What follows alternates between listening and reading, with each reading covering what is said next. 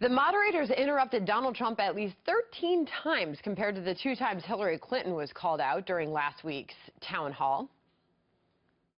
That was the line. What do you think will happen if Aleppo falls? I think Aleppo is a disaster, humanitarian-wise. What do you think will happen if it falls? You voted for it, and you shouldn't have. Well, I just want to There's been lots of fact-checking on that. I'd like to move on to an online question. Wants to allow...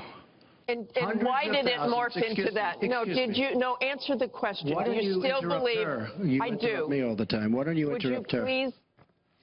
Remember that moment? So will the final debate be the first unbiased debate? Let's ask Amy Holmes, a political analyst with Rasmussen Reports. Good of you to be here this morning. Good morning. Thanks for having me. What are we going to get from this third highly anticipated debate moderated by our very own Chris Wallace? Well, certainly viewers are hoping that it's going to be unbiased. And Chris Wallace, of course, with all of his experience as a long-time journalist on the Sunday shows. One of the best in the biz. Absolutely putting people's feet to the fire. I think that's going to be his goal. The question is, will the candidates...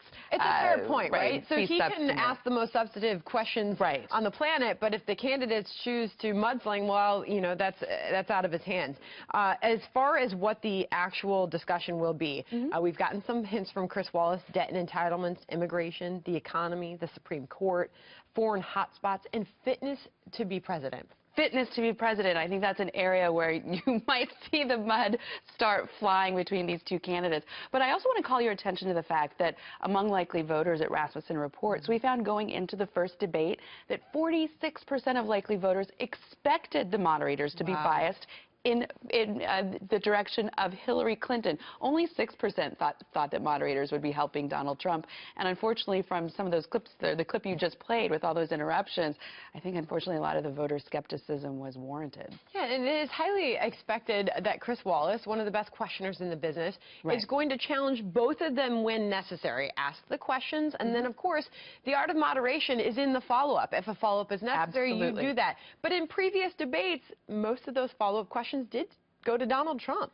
A lot of them did, and from my point of view, as a frustrated viewer, I wanted the follow-ups to themselves be more substantive. For example, on questions of foreign policy when it comes to Syria, for both candidates to have their feet be put to the fire.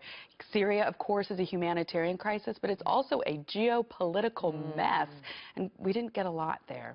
Well, the expectations are high. That happening Wednesday night this week, the final showdown. And as we let off this morning's hour, the polls show a very close race still. Oh, it is, absolutely. We will be watching. All right, thank you so much. Amy Holmes, good of you to be here.